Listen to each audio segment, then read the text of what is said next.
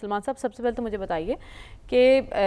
اس ملاقات کا جو ایجنڈا تھا وہ تو پورا ہوتا دکھائی نہیں دیا، اس کی وجہ کیا ہے؟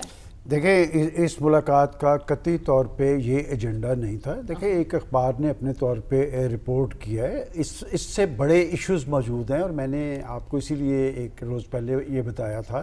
کہ ایک طرف پنجاب کے اس سیاسی محاذ پر ہوائی فائرنگ ہو رہی ہے، اور دوسری طرف پاکستان پیپلز پارٹی اور مسلم لیگ نون کے ذمہ داران فیڈرل منسٹرز آزاد کشمیر کے وزٹ پہ گئے، اور وہ وہاں پہ انہیں یہ کامیابی ملی، انہوں نے ایک کنسنسس کیا، معاہدہ کیا، اور واپس اسلام آباد آ گئے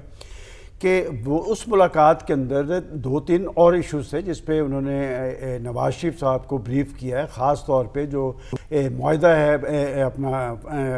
امن عمل کے حوالے سے پاکستان کا کردار اور پاکستان کے روابط جو ہیں 8 ممالک سے۔ میں سمجھتا ہوں کہ پاکستان نے از خود یہ ذمہ داری لی ہے